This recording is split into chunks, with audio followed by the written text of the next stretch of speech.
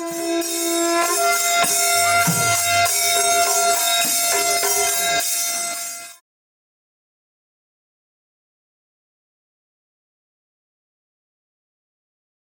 mayam hawjikse nungchil numidang waram gi pung mari ga minitra mga sapsana tare ngasay ayuk si akoy basanta ga ibani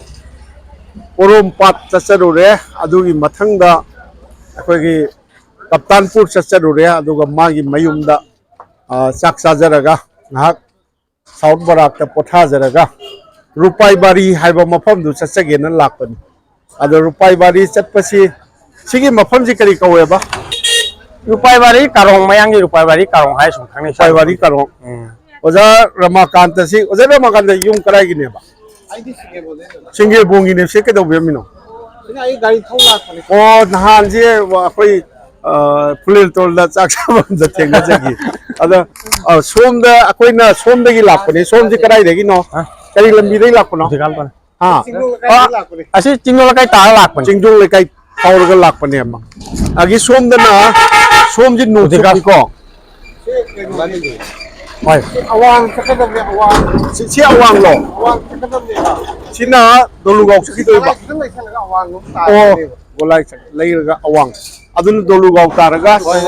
singe bon ta gi doi ba Rupai se dologao loyega singribon ah singribon loyega tum mathang mathang gat jawre oi binani ga si singe bon yorodi ikan khangna re adagi di akoi hojik si nungsup lo kai no chatoi si mane si chapchabi no chup sabsabi nungsup ta kayam chaki ni Rupai Bari sa Kilometer ani makhai mo ahum mo e. ahu muki chang wani adu si ka thien yungsak ka yam phajan thoi nya yungsak si leibu leining ado yum de leining da woradi yungsak si kaya samagi kaya yon kaya to gya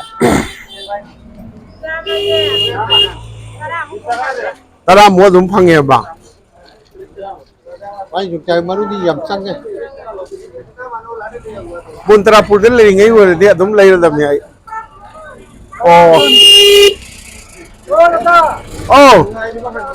sa valo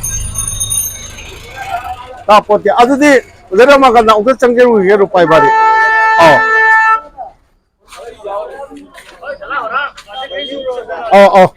waje mai nupa na kado yolina specific pa jada yam chille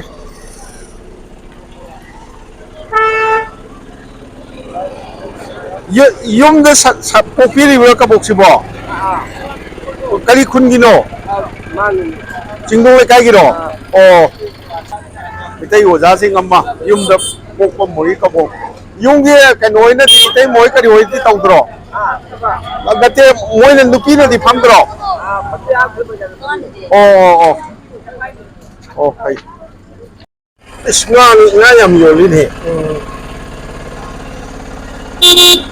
nga pare Rupai Bari langkai hai ba aw mane waja mayang na di kai hai ke mayang na di kum ko sai se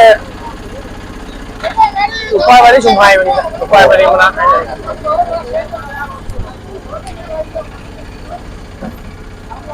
mitai pangan di yaw ke sai pangan ja ase mete bangal de adu asi na khai se het jai ba mete pangal ta ni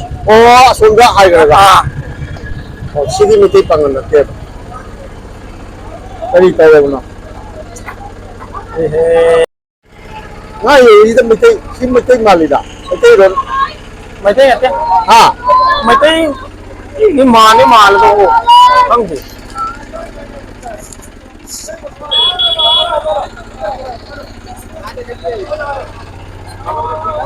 inaw mitai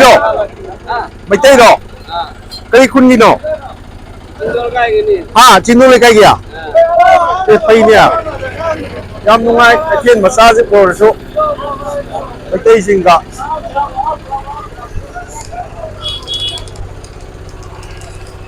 ikhe lambi ji da tawri se gari se udu ngai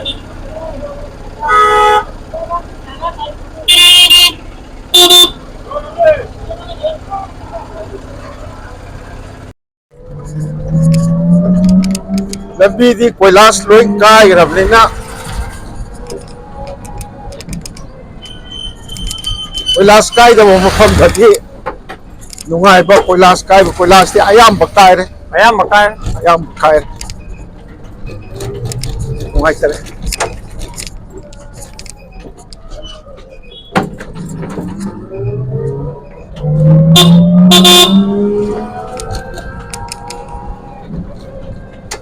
ꯑꯗꯨꯗꯤ ꯃꯨꯁꯜꯃꯥꯟ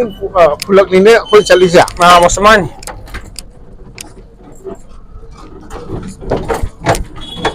ꯑꯗꯒꯤ ꯔꯨꯄꯥꯏ ꯋꯥꯔꯤꯗꯒꯤ ꯀꯩꯅꯣꯗ ꯂꯥꯛꯀꯦ ꯍꯥꯏꯇꯥꯔꯒꯗꯤ ꯁꯤꯒꯤ ꯈꯨꯟꯁꯤ ꯐꯥꯎꯗꯕ ꯁꯨꯡꯌꯥ ꯌꯥꯗꯕ꯭ꯔꯥ ꯀꯣꯏꯕꯤꯅꯥ ꯒꯥꯟꯙꯤ ꯂꯥꯛꯀꯦ ꯍꯥꯏꯇꯥꯔꯒꯗꯤ ꯑꯁꯤ ꯈꯨꯟ ꯑꯁꯤ ꯐꯥꯎꯗꯕ ꯁꯨꯡꯌꯥ ꯌꯥꯗꯦ ꯑꯁꯣꯝꯗꯁꯨ ꯑꯗꯨꯕꯨ ꯂꯝꯕꯤ ꯑꯃꯁꯨ ꯂꯩ ꯑꯁꯣꯝꯗ ꯂꯩ ꯀꯩꯅꯣ ꯕꯥꯁ ꯒꯥꯟꯙꯤꯔꯣꯝꯗꯩ ꯆꯪꯕꯗꯣ ꯕꯥꯁꯀꯟꯗꯤꯔꯣꯝꯗ ꯆꯪꯕ ꯅꯠꯇꯕ ꯑꯩꯈꯣꯏꯒꯤ ꯑꯅꯨꯋꯥ ꯃꯅꯨꯡꯗꯩꯁꯨ ꯆꯪꯕ ꯌꯥꯕ꯭ꯔꯣ ꯑꯅꯨꯋꯥ ꯃꯅꯨꯡꯗꯩꯁꯨ ꯅꯠꯇꯕ ꯑꯥ ꯄꯥꯔꯨꯔꯦ ꯂꯝꯕꯤꯁꯦ ꯑꯩꯈꯣꯏꯒꯤ ꯄꯨꯔꯥꯟ ꯕꯖꯥꯔꯗꯩ ꯂꯥꯟꯊꯣꯛꯑꯒ ꯈꯦꯋꯥ ꯑꯃ ꯂꯩꯕꯗꯣ ꯄꯨꯔꯥꯟ ꯕꯖꯥꯔꯗ ꯆꯪꯈꯤꯕ ꯂꯝꯕꯤꯗꯣ ꯑꯩꯅ ꯕꯥꯁ ꯒꯥꯟꯙꯤ ꯍꯥꯏꯁꯦ ꯄꯨꯔꯥꯟ ꯕꯖꯥꯔꯗꯨꯅꯤꯅꯦ ꯑꯗꯨ ꯈꯦꯋꯥꯗ ꯂꯥꯟꯊꯣꯛꯑꯒ ꯑꯗꯨꯒꯩꯗꯤ ꯑꯗꯨꯝ ꯀꯩꯅꯣ ꯑꯦꯟꯗꯤ ꯑꯃ ꯂꯩ ꯑꯦꯟꯗꯤꯗꯨꯒꯤ ꯃꯈꯥꯗ ꯂꯝꯕꯤ ꯑꯃ ꯂꯩ ꯂꯝꯕꯤꯗꯨꯒꯤ ꯃꯅꯥꯛꯇ ꯑꯗꯨꯝ ꯁꯨꯝ ꯂꯥꯛꯄ ꯌꯥꯏ ꯑꯗꯨꯝ ꯑꯩꯈꯣꯏ ꯁꯤ ꯃꯤ ꯂꯥꯛꯀꯗꯣꯏꯅꯤ ꯍꯦꯛ ꯂꯥꯟꯊꯣꯛꯄꯒ ꯂꯩꯕ ꯅꯠꯇꯦꯕ ꯍꯦꯛ ꯂꯥꯟꯊꯣꯛꯄꯒꯗꯤ ꯂꯩꯔꯒꯁꯨ ꯈꯤꯇꯪ ꯍꯥꯏꯗꯤ ꯈꯔ ꯁꯥꯡꯅ ꯆꯠꯂꯤ ꯃꯈꯥ ꯈꯨꯜꯂꯛꯇ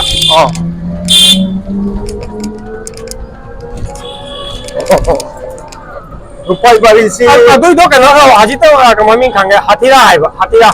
ꯑꯗꯨꯔꯥ ꯁꯤ ꯀꯔꯤꯅꯣ ꯑꯁꯤ ꯑꯅꯨꯋꯥꯗꯨꯅꯤ ꯑꯅꯨꯋꯥꯗꯨꯔꯥ ꯑꯣ ꯔꯨꯄꯥꯏ ꯋꯥꯔꯤꯒꯤ ꯑꯅꯨꯋꯥ ꯃꯥꯅꯤ ꯔꯨꯄꯥꯏ ꯋꯥꯔꯤꯒꯤ ꯑꯅꯨꯋꯥ ꯑꯅꯨꯋꯥ ꯃꯅꯨꯡꯗ ꯎꯔꯤꯕ ꯑꯅꯨꯋꯥꯗꯣ ꯑꯗꯨ ꯁꯤ ꯑꯗꯨꯏ ꯑꯅꯨꯋꯥꯗꯨꯃꯛꯅꯤ ꯁꯤꯅꯦꯕ ꯁꯨꯃꯥꯏꯅ ꯀꯣꯏꯔ ꯆꯠꯈ꯭ꯔꯤꯅꯤ ꯑꯣ ꯑꯣ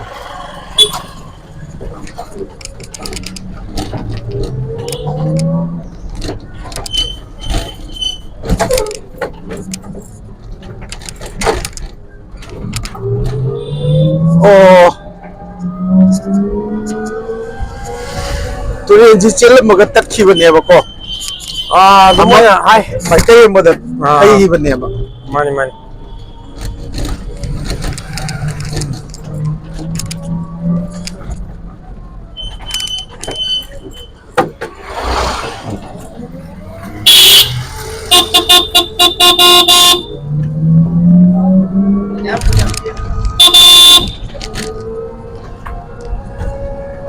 ꯁꯤꯒꯤ ꯑꯅꯨꯋꯥꯁꯤꯗꯤ ꯄꯨꯔꯥ ꯇꯨꯔꯦꯟꯗꯧꯅ ꯑꯗꯨꯝ ꯂꯩꯕꯒꯤ ꯋꯥꯅꯤꯅꯦ ꯇꯨꯔꯦꯟ ꯑꯣꯏꯅ ꯆꯦꯟꯗꯕꯩ ꯋꯥ ꯈꯛꯇꯅꯦꯕ ꯏꯁꯤꯡꯗꯣ ꯆꯦꯟꯗꯕꯅꯤꯅ ꯑꯗꯣ ꯍꯧꯖꯤꯛꯁꯨ ꯇꯨꯔꯦꯟꯒꯤ ꯏꯁꯤꯡ ꯆꯥꯎꯈꯠꯂꯛꯑꯒꯗꯤ ꯊꯨꯝꯖꯤꯜꯂꯛꯏꯕ ꯅꯠꯇ꯭ꯔꯣ ꯊꯨꯝꯖꯤꯜꯂꯤ ꯇꯨꯔꯦꯜ ꯂꯣꯝꯗꯩ ꯍꯥꯏꯖꯤꯜꯂꯛꯑꯒ ꯑꯗꯨꯝ ꯏꯁꯤꯡ ꯆꯥꯎꯏ ꯕꯣꯔꯥꯔꯣꯝꯗ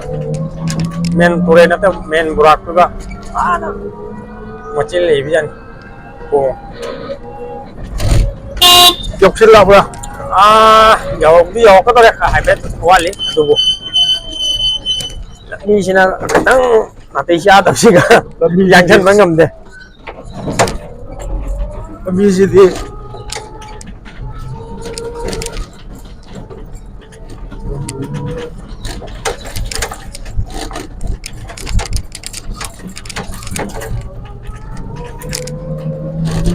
ꯁꯤꯒꯤ ꯑꯅꯨꯋꯥꯁꯤꯗꯤ ꯃꯁꯤ ꯑꯗꯨꯝ ꯃꯥꯒꯤ ꯃꯐꯝ ꯀꯟꯅꯔꯒ ꯉꯥ ꯐꯥꯔꯤꯕ ꯅꯠꯇ꯭ꯔꯣ ꯑꯁꯤ ꯃꯣꯏ ꯑꯗꯨꯃꯥꯏꯅꯗꯤ ꯑꯗꯨꯝ ꯉꯥ ꯐꯥꯕ ꯏꯆꯝ ꯆꯝꯅ ꯉꯥ ꯐꯥꯕ ꯌꯥꯏ ꯑꯗꯨꯕꯨ ꯃꯣꯏ ꯂꯤꯂꯥꯝ ꯂꯥꯎꯕ ꯃꯐꯝ ꯖꯒꯥ ꯑꯦꯔꯤꯌꯥ ꯂꯩ ꯃꯥꯜꯂꯦ ꯃꯣꯏ ꯑꯗꯨ ꯂꯤꯂꯥꯝ ꯂꯧꯔꯤꯕ ꯃꯤꯁꯤꯡꯗꯨꯅ ꯏꯟꯅ ꯁꯨꯃꯥꯏꯅ ꯈꯥꯖꯤꯜꯂꯒ ꯐꯩꯇꯠ ꯊꯠꯂꯒ ꯉꯥ ꯊꯥꯗꯔꯒ ꯉꯥ ꯌꯣꯛꯏ ꯑꯗꯨ ꯃꯐꯝꯗꯨꯒꯗꯤ ꯉꯥ ꯐꯥꯕ ꯌꯥꯗꯦ ꯍꯥꯏꯅ ꯑꯗꯨꯃꯥꯏꯅ ꯇꯥꯏ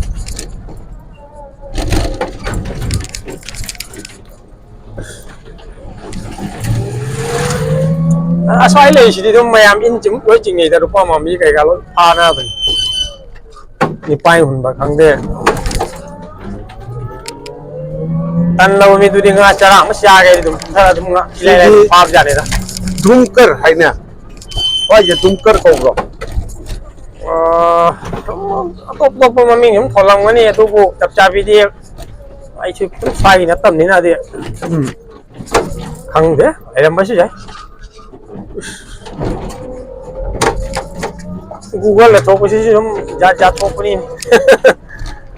ฮีใช่ฮียำสิ้นเลย ngã pha bao nhiêu อืม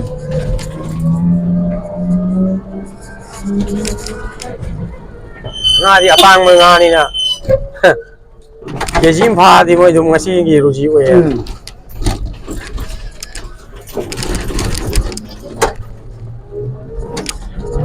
งาพาวดังนั้นหิงอีเจ้าเลยใช่ไหม ngã à tu mặc cái tàu đấy งาดังนั้นตกไปสิสิพี่ก้าวไว้บนสุยาวงวันนี้นะ à to to pa dum kana gum ba tu tàu của mình sẽ dùng giáo cái này mà tàu ấy nó à tu tàu là cái gì kun puna mặc tàu của tôi à tu lấy chết dum mày mày thắp ấy ngang tàu nào vậy dum sao sao đây mày ăn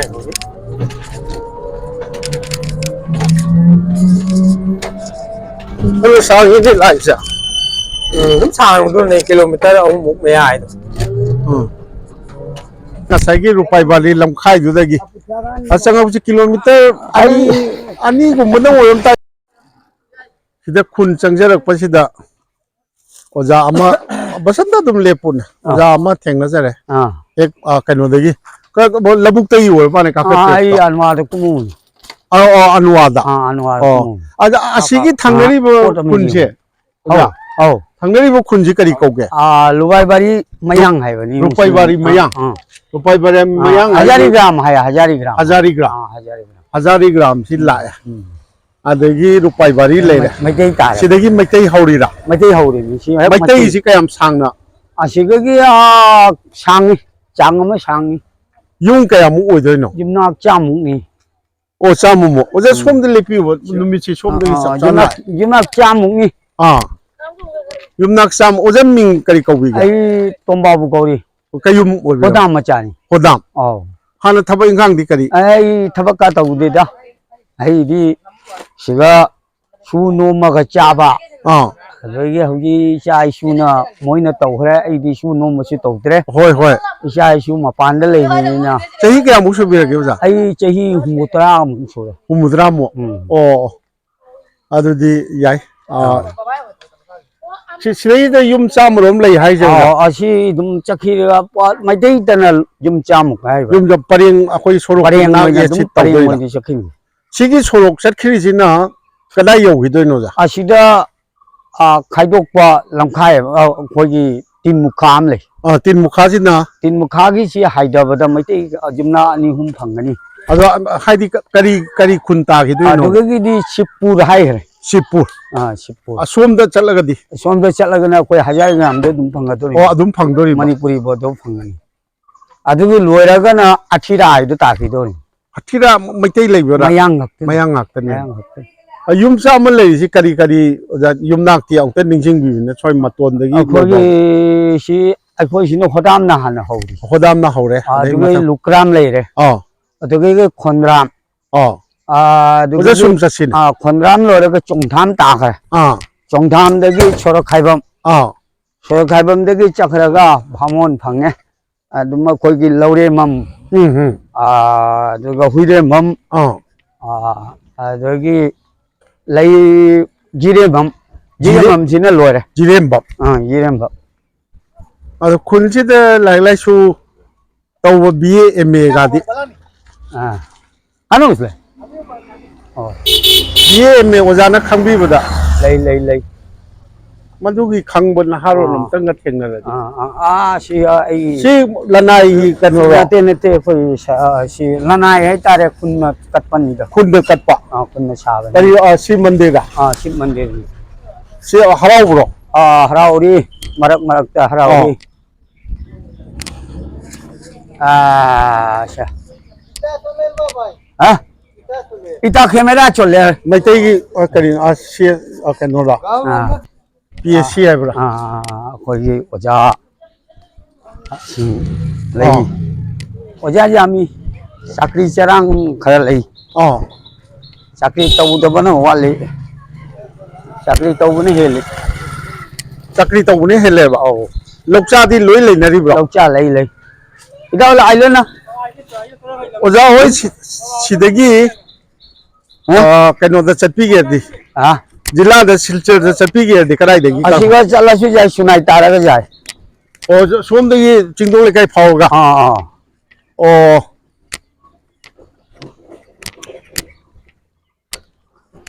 ओजा खुम गरी siga hang o yaman हां yaman ni ओजा वारी मती अंत तौजरे को जा अस ओजा तुम बाबू बाजार दे लेबिरम दोरो ओ ओजा तुम बाबू ना ओजा अमदा अमु सिनबिरम ओजा आईदी फम्बदी क्रा यार दगे होय फम्मगा ngakang तौसिरा yayi ni अदो वाबी बै वाबी बा ओजा ने सोम दगी ओनबिरागा ngakang फम्बिरदी na siga ओ siga famsiro sina phagandra lai सोम दो ओनजिन बिरो हाजरिबा आइना ओ ongen amo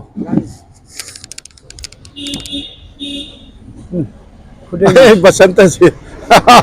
आई ले ngasi ni पूरा आई की रिजर्व तारे मा वाबी की रिजर्व ni ओजा मिंग करी को बि बो ai min hodam nil babu होदा ओ होदा ngakतनी ने Digang ni hodam ga ngai. henarami khara hal man hakta kainom tauna khe ओजा ओजा चाहिए के अमुक सुबिया के ओजा ai chahi humbuga tara tare sure ne हुमु 70 शब्द 70 अखोय देगी याम हनबिरे ai halida औ अदो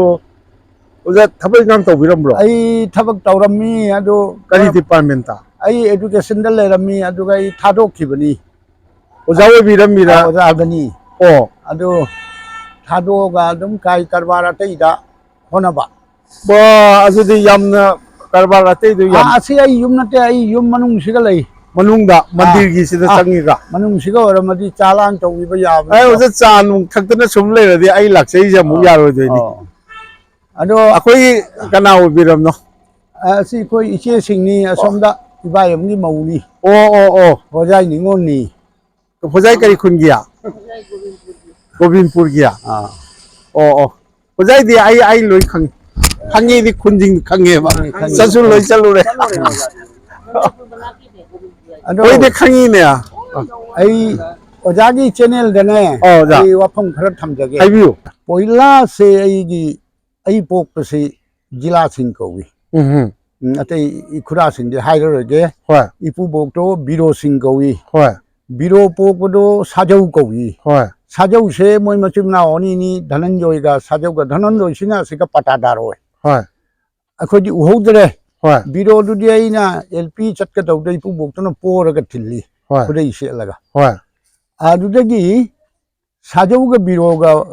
sajau ga dhananjoy ga pok pase होय masina khema sing ko wi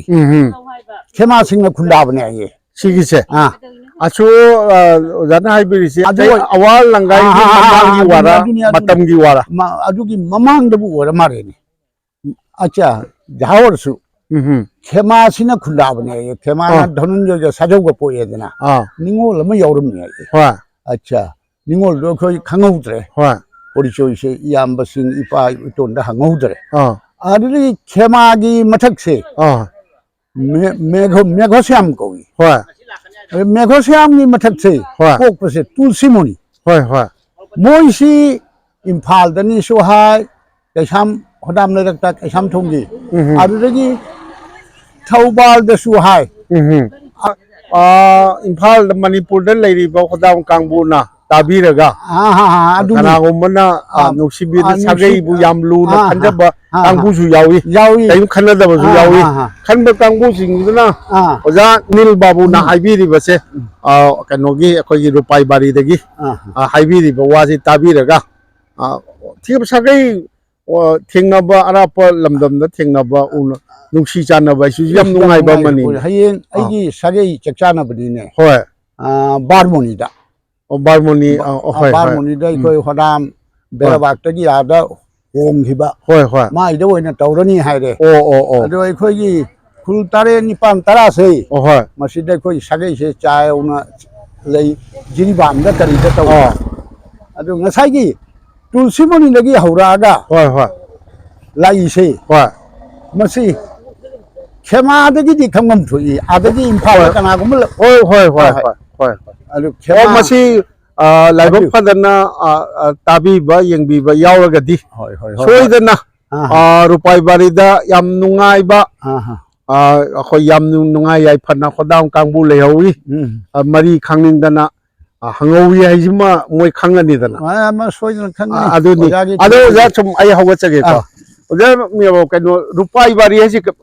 ꯕꯥꯔꯤ ꯍꯥꯏꯁꯤꯕꯨꯗꯤ ꯌꯨꯝ ꯍꯥꯏꯔꯦ ꯈꯪꯉꯦ ꯃꯁꯦ ꯔꯨꯄꯥꯏ ꯍꯥꯏꯁꯤ ꯀꯔꯤ ꯍꯥꯏꯅꯣ ꯔꯨꯄꯥꯁꯦ ꯁꯤꯅꯤ ꯊꯥꯏꯅꯉꯩꯗ ꯑꯍꯟꯁꯤꯡꯅ ꯍꯥꯏ ꯗꯦꯁꯋꯥꯂꯤ ꯔꯨꯄꯥ ꯀꯧꯕ ꯑꯃ ꯂꯩꯔꯝꯃꯦ ꯑꯁꯥ ꯁꯤꯗ ꯍꯤꯟꯗꯨꯁꯇꯥꯅꯤꯅꯦ ꯗꯣ ꯃꯥꯒꯤ ꯃꯃꯤꯡꯗꯒꯤ ꯔꯨꯄꯥ ꯕꯥꯔꯤ ꯍꯥꯏꯅ ꯆꯠꯈꯤꯕ ꯑꯗꯨꯒ ꯍꯧꯖꯤꯛꯇꯤ ꯑꯩꯈꯣꯏ ꯖꯤ ꯄꯤꯁꯨ ꯔꯨꯄꯥ ꯕꯥꯔꯤ ꯍꯥꯏꯅ ꯂꯩꯔꯝꯃꯤ ꯑꯣꯟꯊꯣꯛꯈ꯭ꯔꯦꯅꯦ ꯑꯅꯧꯕ ꯗꯤꯂꯤꯃꯤꯇꯦꯟꯁꯤꯒ ꯍꯧꯖꯤꯛ ꯁꯤꯞꯄꯨꯔ ꯍꯥꯏꯅ ꯃꯤꯡ ꯁꯤꯞꯄꯨꯔ ꯑꯣꯟꯈ꯭ꯔꯦ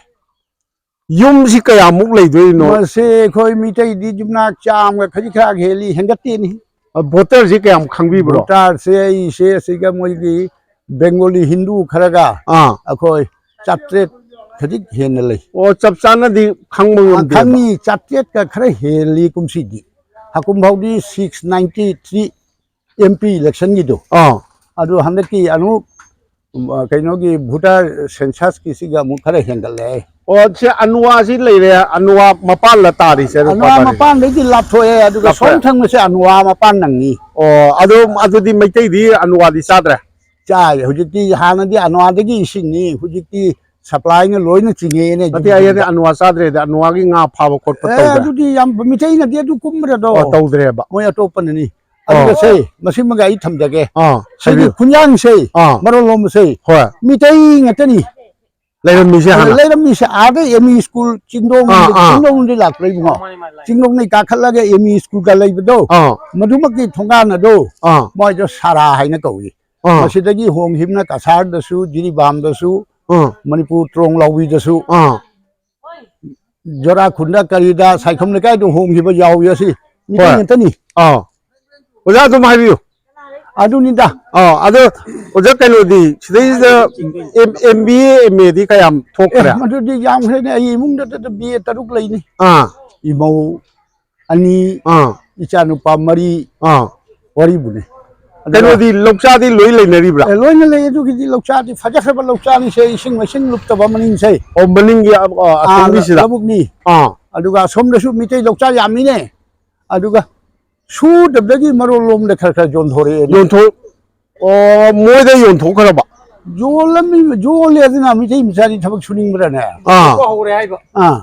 ꯑꯇꯣꯞꯄ ꯁꯥꯒꯩꯗ ꯑꯇꯣꯞꯄ ꯁꯥꯒꯩꯗ ꯌꯣꯜꯂꯦꯕ ꯁꯤꯁꯨ ꯑꯋꯥꯕ ꯑꯃꯅꯤꯅꯦ ꯀꯔꯤꯗꯤ ꯇꯧꯗꯣꯔꯤ ꯍꯧꯖꯤꯛ ꯗꯣꯛꯇꯔ ꯏꯟꯖꯤꯅꯤꯌꯥꯔ ꯊꯣꯛꯈ꯭ꯔꯕ꯭ꯔꯣ ꯈꯨꯟꯁꯤꯗꯒꯤ ꯏꯟꯖꯤꯅꯤꯌꯥꯔꯗꯤ 2 ꯂꯩ ꯑꯗꯨ ꯃꯣꯏꯗꯣ ꯑꯃꯗꯤ ꯁꯤꯈ꯭ꯔꯦ ꯃꯣꯏ ꯂꯣꯏꯅ ꯒꯧꯍꯥꯇꯤꯗ ꯃꯃꯥꯡꯉꯩꯒꯤ ꯏꯟꯖꯤꯅꯤꯌꯥꯔ ꯅꯠꯇꯦꯗ ꯑꯩꯈꯣꯏꯅ ꯇꯥꯛꯈꯤꯕ ꯑꯉꯥꯡꯁꯤꯡꯅꯤꯅꯦ ꯄꯦꯟꯁꯟ ꯑꯣꯏꯔꯗꯅ ꯃꯣꯏꯁꯨ ꯄꯦꯟꯁꯟ ꯑꯣꯏꯔꯕ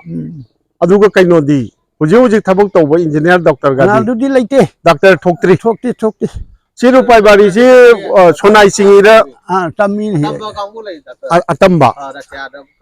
ꯔꯁꯤꯌꯥꯗꯒ ꯇꯝꯕ ꯑꯗꯨꯗꯤ ꯃꯄꯥꯟꯗ ꯂꯩꯈ꯭ꯔꯦ ꯑꯣ ꯂꯩꯁꯥꯕꯤ ꯃꯆꯥ ꯀꯩꯅꯣꯗꯤ ꯁꯤ ꯂꯛꯈꯤꯄꯨꯔ ꯆꯤꯡꯉꯤꯔ ꯁꯣꯅꯥꯏ ꯆꯤꯡꯉꯤꯔꯣ ꯑꯩꯈꯣꯏꯁꯦ ꯂꯛꯈꯤꯄꯨꯔꯅꯤ ꯂꯛꯈꯤꯄꯨꯔ ꯆꯤꯡꯉꯤ ꯑꯅꯧꯕ ꯗꯦꯂꯤꯃꯤꯇꯦꯁꯟꯗ ꯑꯩꯈꯣꯏ ꯁꯨꯅꯥꯏꯗ ꯏꯟꯈꯠꯄꯤꯔꯝꯃꯦ ꯍꯟꯗꯛ ꯁꯣꯅꯥꯏ ꯆꯤꯡꯉꯤꯔꯣ ꯍꯟꯗꯛ ꯁꯨꯅꯥꯏ ꯆꯤꯡꯉꯤ ꯂꯛꯈꯤꯄꯨꯔꯗ ꯆꯟꯗ꯭ꯔꯦꯕ ꯑꯗꯨꯁꯨ ꯑꯋꯥꯕ ꯑꯃꯅꯤꯅ ꯁꯤꯡꯖꯤꯕꯣꯟ ꯀꯩꯊꯦꯜꯗꯣ ꯃꯗꯨꯅ ꯍꯧꯔꯛꯑꯒ ꯑꯩꯈꯣꯏꯁꯤ ꯃꯣꯏꯅ ꯖꯤꯄꯤ ꯑꯃ ꯑꯩꯈꯣꯏꯅ ꯖꯤꯄꯤ ꯑꯃ ꯋꯥꯡꯒꯤ ꯇꯣꯂꯦꯟꯍꯨꯟꯗꯣ ꯑꯗꯨꯁꯨ ꯁꯨꯅꯥꯏꯗ ꯑꯗꯨꯗꯒꯤ ꯕꯣꯔꯥ ꯋꯥꯡꯗ ꯃꯣꯏꯒꯤ ꯃꯍꯥꯔꯥꯖ ꯒꯝꯚꯤꯔꯒ ꯍꯥꯏꯅ ꯆꯟद्ꯔꯄꯨꯔꯒꯗꯣ ꯁꯨꯅꯥꯏꯗ ꯂꯥꯛꯑꯦ ꯕꯁꯀꯅꯤꯒꯗꯣ ꯑꯗꯨ ꯔꯥꯅꯤꯄꯨꯔꯅ ꯀꯩꯅꯣ ꯔꯥꯅꯤꯄꯨꯔꯅ ꯑꯃꯨꯛ ꯎꯙꯥꯔꯕꯣꯟꯗ ꯆꯪꯈ꯭ꯔꯦ ꯑꯩꯅ ꯑꯗꯣ ꯑꯩꯈꯣꯏ ꯃꯝꯈꯤꯕꯅ ꯍꯥꯟꯅꯤ ꯑꯗꯨ ꯅꯠꯇꯦ ꯈꯨꯟꯒꯤ ꯂꯥꯏꯁꯪꯒꯗꯤ ꯂꯩꯕ꯭ꯔꯣ ꯑꯗꯨꯗꯤ ꯂꯩ ꯁꯤꯗ ꯂꯩꯍꯧꯔꯤꯁꯤ ꯅꯠꯇꯕ ꯑꯇꯣꯞꯄ ꯂꯩꯔꯤꯕ꯭ꯔꯣ ꯑꯁꯣꯝꯗ ꯃꯤꯇꯩꯒꯤ ꯂꯥꯏꯁꯪ ꯈꯨꯟꯒꯤ ꯑꯣꯏꯅ ꯂꯩꯅꯤ ꯑꯁꯣꯝꯗ ꯂꯩꯅꯤ ꯑꯅꯤꯕꯨ ꯂꯩ ꯃꯩꯇꯩꯒꯤ ꯂꯥꯏꯁꯪ ꯂꯩꯕ꯭ꯔꯥꯕ ꯃꯤꯇꯩꯒꯤ ꯂꯩꯇꯦ ꯑꯣ ꯃꯤꯇꯩꯒꯤ ꯂꯩꯇꯦ ꯈꯨꯟꯒꯤ ꯅꯍꯥꯔꯣꯟ ꯃꯥꯅ ꯈꯔ ꯅꯍꯥꯔꯣꯟ ꯅꯪꯅ ꯀꯩ ꯃꯤꯡ ꯀꯧꯒꯦ ꯑꯩꯒꯤ ꯃꯤꯡ ꯍꯣꯗꯥꯝ ꯄꯟꯆꯣꯝ ꯍꯣꯗꯥꯝꯅꯤꯅꯦ ꯍꯣꯗꯥꯝꯅꯤꯀꯔꯤ ꯊꯕꯛ ꯇꯧꯔꯤꯒꯦ ꯀꯔꯤ ꯊꯕꯛ ꯇꯧꯕ ꯑꯩꯈꯣꯏ ꯑꯣꯟꯂꯥꯏꯟꯒꯤ ꯑꯗꯩꯗꯤ LICꯒꯤ ꯑꯦꯖꯦꯟ ꯑꯗꯩꯗꯤ CSP ꯍꯥꯡꯕ ꯑꯩꯈꯣꯏꯒꯤ ꯕꯦꯡꯀꯤ ꯑꯗꯨ ꯅꯣꯏ ꯅꯍꯥꯔꯣꯟꯁꯤꯒꯤ ꯀ꯭ꯂꯕꯀ ꯂꯩꯇ꯭ꯔꯣ ꯀꯩꯅꯣ ꯀ꯭ꯂꯕꯁꯦ ꯑꯩꯈꯣꯏꯒꯤ ꯀ꯭ꯂꯕꯁꯦ ꯌꯥꯝ ꯀꯨꯏꯅ ꯔꯦꯖꯤꯁꯇ꯭ꯔꯦꯁꯟ ꯇꯧ ꯂꯩꯔꯤꯕꯅꯦꯕ ꯑꯩꯈꯣꯏꯁꯦ ꯂꯩꯕꯗꯒꯤ ꯀꯨꯏꯅ ꯆꯥꯂꯨ ꯇꯧꯕꯗꯒꯤ ꯍꯧꯖꯤꯛ ꯑꯦꯛꯇꯤꯚ ꯑꯣꯏꯗ꯭ꯔꯦ ꯑꯗꯣ ꯍꯟꯗꯛ ꯑꯦꯛꯇꯤꯚꯦꯠ ꯇꯧꯕꯒꯤꯅꯦ ꯑꯗꯨ ꯑꯣꯏꯍꯜꯂꯨꯅꯦ ꯑꯣꯏꯍꯟꯕꯒꯤ ꯄꯤꯈ꯭ꯔꯦ ꯄꯤꯅ ꯑꯗꯨꯝ ꯄ꯭ꯔꯣꯁꯦꯁꯇꯨ ꯂꯣꯏꯔꯦ ꯑꯗꯨꯒ ꯀ꯭ꯂꯕꯀꯤꯁꯨ ꯁꯥꯟꯅ ꯈꯣꯠꯅꯕꯗꯤ ꯂꯣꯏ ꯇꯧꯔꯝꯃꯤ ꯍꯥꯟꯅ ꯍꯧꯖꯤꯛꯇꯤ ꯇꯧꯕꯕꯨꯗꯤ ꯑꯗꯣ ꯈꯨꯟꯒꯤ ꯁꯥꯟꯅꯕꯨꯡ ꯂꯩꯕ꯭ꯔꯥꯕ ꯈꯨꯟꯒꯤ ꯑꯣꯏꯅ lei ꯄ꯭ꯂꯦꯒ꯭ꯔꯥꯎꯟ ꯈꯨꯟꯒꯤ ꯑꯣꯏꯅ ꯈꯨꯟ ꯈꯤꯇꯪ matonda ꯑꯗꯨ ꯐꯩꯌꯦ ꯑꯌꯥꯝꯕꯅꯅꯦ ꯀꯁꯥꯔꯗꯁꯤꯗ ꯑꯩꯅ ꯆꯠꯆꯕꯁꯤꯗꯕ ꯂꯧꯕꯨꯛꯇ ꯇꯧꯕ ꯁꯥꯟꯅꯕ ꯑꯣꯏꯅ ꯇꯧꯋꯦꯕ ꯂꯧ ꯎꯔꯒ ꯇꯣꯛꯄ khas len ꯑꯗꯨꯗꯤ ꯐꯩ ꯅꯠꯇꯦ ꯈꯥꯁ ꯂꯦꯟꯗꯣ ꯐꯖꯅ ꯀ꯭ꯂꯕꯇꯨꯒꯤ ꯃꯃꯤꯡꯗ ꯇꯧꯍꯧꯅꯕ ꯇꯧꯕꯤꯔꯣ madu gobre star ni khoi se ꯑꯣ ꯑꯗꯨꯗꯤ ꯌꯥꯝ ꯐꯔꯦ high school gi ne moi gi phil loibadagi adu high school na budi sanabra do adum khoi khulakna ꯀꯩꯅꯣꯗꯤ LP ME ꯁ꯭ꯀꯨꯜꯗꯤ LP ꯂꯩ ꯍꯥꯏ ꯁ꯭ꯀꯨꯜ ꯂꯩ ꯅꯠꯇꯦ ꯃꯅꯤꯄꯨꯔꯤ ꯄꯟꯕ꯭ꯔꯥꯕ LP school manipuri na katpani high school se mai tai ꯃꯩꯇꯩꯅ ꯀꯠꯄꯅꯤ satro leitaduna ne awaba oire ni ꯑꯗꯨ ꯍꯤꯡꯉꯤꯕ꯭ꯔꯥꯕ hingi da hingi matric metric center piri ꯑꯗꯨꯗꯤ ꯃꯅꯤꯄꯨꯔꯤ ꯃꯤꯗꯤꯌꯝ ꯂꯥ ꯃꯤꯗꯤꯌꯝꯅꯤ ꯍꯥꯏꯗꯤ ꯕꯥꯏꯂꯤꯡꯒꯨꯋꯦꯜ ꯍꯥꯏꯇꯥꯔꯦ ꯕꯥꯏꯂꯤꯡꯒꯨꯋꯦꯜ ꯕꯦꯡꯒꯣꯂꯤꯁꯨ ꯃꯅꯤꯄꯨꯔꯤꯁꯨ ꯑꯩ LPꯗꯤ LP ꯑꯅꯤ ꯂꯩ ꯑꯅꯤꯃꯛ ꯀꯩꯅꯣꯅꯤ Manipuri medium. ꯃꯅꯤꯄꯨꯔꯤ ꯃꯤꯗꯤꯌꯝꯅꯤ ꯑꯅꯤꯃꯛ ꯑꯣ ꯑꯗꯨꯗꯤ ꯐꯔꯤꯅꯦ aduga tamdre ꯑꯗꯣ ꯃꯩꯇꯩꯁꯤꯅ ꯀꯌꯥ ꯇꯝꯗꯦ ꯏꯪꯂꯤꯁ ꯃꯤꯗꯤꯌꯝ ꯂꯩꯅ ꯂꯣꯏꯅ ꯄ꯭ꯔꯥꯏꯚꯦꯠ ꯑꯗꯣ ꯑꯣꯖꯥ ꯑꯐꯕ ꯇꯝꯃꯒ ꯏꯪꯂꯤꯁ ꯃꯤꯗꯤꯌꯝ ꯁ꯭ꯀꯨꯜꯗ ꯇꯥꯛꯄꯗꯣ ꯑꯗꯨꯃꯥꯏꯅ ꯇꯥꯛꯍꯟꯒꯗꯕꯅꯦꯕ ꯑꯗꯨ ꯍꯤꯡꯗꯣꯏꯅꯦꯕ mani ꯑꯗꯨꯒꯤ LP ꯁ꯭ꯀꯨꯜꯗ ꯑꯣꯏꯔꯁꯨ ꯏꯪꯂꯤꯁ ꯃꯤꯗꯤꯌꯝ ꯁ꯭ꯀꯨꯜꯗ ꯑꯣꯖꯥꯁꯤꯡꯅ ꯇꯝꯕꯤꯔꯤꯕꯗꯣ ꯑꯗꯨꯒꯤ ꯁ꯭ꯇꯦꯟꯗꯔꯠꯇꯨ ꯉꯝꯅ ꯇꯝꯕꯤꯕ ꯉꯝꯒꯗꯕ ꯑꯣꯖा ꯈꯜꯍꯟꯒꯗꯧꯅꯦꯕ he khalli mi assam government district ni phatri se ai gi manipuri samaj ojana su khambira ngani lokhipur siga nomit kini adugi nyaina akhang hei lari kaiba singna phammi se sona macha masuna matasu manipuri medium tabumdre ama tamdre ꯑꯩꯈꯣꯏꯒꯤꯗꯤ school ꯑꯃ ꯃꯨꯠꯄ ꯍꯥꯏꯁꯦ ꯑꯩꯈꯣꯏ ꯃꯩꯇꯩꯒꯤ job ꯃꯥꯡꯉꯤ ꯃꯤꯅ yamulle mitay yamulle Manipuri ꯃꯤꯗꯤꯌꯝꯒꯤ ꯑꯣꯖꯥ retire ꯑꯣꯏꯕꯁꯤꯡꯁꯦ ꯑꯗꯨꯝ ꯃꯩꯇꯩꯒꯤ ꯃꯦꯟ ꯊꯕꯛ ꯍꯥꯏꯕꯨ ꯑꯇꯣꯞꯄ ꯃꯩꯇꯩ ꯆꯪꯉꯛꯇ꯭ꯔꯕꯅꯤ ꯑꯣꯖꯥꯒ ꯂꯩꯕ ꯂꯩꯇ꯭ꯔꯕꯅꯤꯅ ꯁꯤꯕꯥꯏ ꯈꯟꯕꯗꯤ ꯀꯌꯥꯝ ꯂꯩ ꯑꯣꯖꯥ yamre ꯍꯧꯖꯤꯛꯇꯤ ꯂꯧꯕꯩ ꯆꯥꯡꯁꯨ ꯋꯥꯠꯂꯛꯑꯦ ꯍꯥꯟꯅꯩ ꯍꯣꯏꯅꯦ ꯍꯧꯖꯤꯛꯇꯤ ꯍꯟꯗꯛ ꯔꯤꯁꯦꯟꯠꯂꯤꯅꯦ ꯇꯥꯔꯤꯛ 8ꯁꯤꯒ ꯑꯉꯥꯡ ꯑꯅꯤ ꯑꯃ ꯆꯠꯀꯅꯤ ꯃꯣꯏ BSFꯇ ꯑꯃꯅ ꯑꯒꯅꯤꯕꯤꯔꯗ ꯑꯅꯤ ꯑꯃꯅ ꯑꯩꯈꯣꯏꯒꯤ ꯏꯟꯗꯤꯌꯥꯟ ꯑꯥꯔꯃꯤꯗ ꯆꯪ ꯌꯥꯝ ꯒꯦꯞ ꯂꯩꯔꯕ ꯃꯇꯨꯡꯒꯤ ꯋꯥꯔꯤꯅꯤ ꯌꯥꯝ ꯒꯦꯞ ꯂꯩꯔꯕ ꯆꯪꯉꯨꯗꯤ ꯂꯤꯛꯅ ꯆꯪꯉꯦꯕ ꯑꯃ ꯑꯅꯤ ꯇꯧꯔ ꯆꯪꯉꯦ ꯑꯗꯨ ꯍꯧꯖꯤꯛꯀꯤ ꯃꯩꯇꯩꯒꯤ ꯁ꯭ꯀꯨꯜ ꯃꯥꯡꯉꯗꯤ ꯍꯥꯏ ꯑꯣꯖꯥꯁꯨ ꯃꯥꯡꯉ ꯃꯩꯇꯩꯒꯤ ꯀꯩꯅꯣꯁꯨ ꯃꯥꯡꯉ ꯃꯥꯅꯦ ꯑꯩꯈꯣꯏꯒꯤꯗꯤ ꯖꯣꯕ ꯑꯣꯄꯣꯔꯆꯨꯅꯤꯇꯤꯗꯨ ꯃꯥꯡꯉꯤꯅꯦꯕ ꯂꯩꯇ꯭ꯔꯕꯅꯤ ꯏꯅꯥꯎ ꯀꯔꯤ ꯃꯤꯡ ꯀꯧꯕ ꯅꯪꯒꯤꯅ ꯑꯩ ꯃꯤꯡ ꯔꯣꯕꯤꯟ ꯁꯤꯡꯍ ꯅꯪꯁꯨ ꯈꯣꯗꯥꯝꯂꯣ ꯑꯩꯗꯤ ꯈꯣꯟꯗ꯭ꯔꯥꯝ ꯈꯣꯝꯗ꯭ꯔꯥꯝꯅꯦꯕ mani ꯑꯣ ꯑꯗꯨꯗꯤ ꯌꯨꯝꯅꯥꯛꯁꯤ ꯀꯅꯥꯅ ꯈ꯭ꯋꯥꯏ ꯌꯥꯝꯗꯣꯏꯅꯣ ꯁꯤꯗ jumnak se moi missing se lukram asin khra ꯂꯨꯀ꯭ꯔꯥꯝꯅ ꯌꯥꯝꯃꯦꯕ yum ani manga ꯑꯣ ꯑꯗꯨꯗꯤ ꯁꯨꯝ ꯑꯁ꯭ꯋꯥꯏꯐꯥꯎꯕ ꯁꯨꯝ ꯑꯃꯨꯛꯇ ꯆꯠꯆꯔꯨꯒꯦ ꯃꯃꯥꯡꯂꯣꯝꯗ ꯃꯃꯥꯡ ꯍꯥꯏꯗꯣꯏꯔꯥ mamang haidori awang ni se ꯁꯤ ꯑꯋꯥꯡꯂꯣꯝꯗ ꯑꯃꯨꯛꯇ ꯆꯠꯆꯔꯨꯒꯦ awang ni som ꯀꯩꯊꯦꯜ ꯃꯆꯥ ꯑꯃꯁꯨ ꯂꯩꯌꯦ se kai chen ne oja dai tak ꯑꯩ ꯀꯩꯅꯣ som ne kum thara gana akhoi silghat feri thong sari do madu jona phuda biru do ba thong sari se ꯑꯗꯨ ꯊꯣꯡꯗꯣ ꯂꯥꯟꯊꯣꯛꯑꯒ ꯀꯩꯅꯣꯗ ꯊꯣꯛꯇꯣꯏꯔꯥ bas alga bas ka ta dori mi ꯑꯩꯈꯣꯏꯒꯤ ꯄꯨꯔꯟ ꯕꯖꯥꯔꯗ puran bazar na de som da puran bazar dagi silcharom chakhala ga bas kandi daghor ai nama leibido ꯑꯣ ꯑꯗꯨꯗꯤ ꯁꯤꯜꯆꯔ ꯈꯪꯅ ꯅꯛꯁꯤꯜꯂꯛꯀꯗꯣꯏꯅꯤꯅ bidori ꯑꯣ fare yam nungai re ꯐꯅꯤ ꯑꯣꯖꯥ ꯑꯃꯨꯛꯇ ꯆꯠꯆꯔꯨꯒꯦ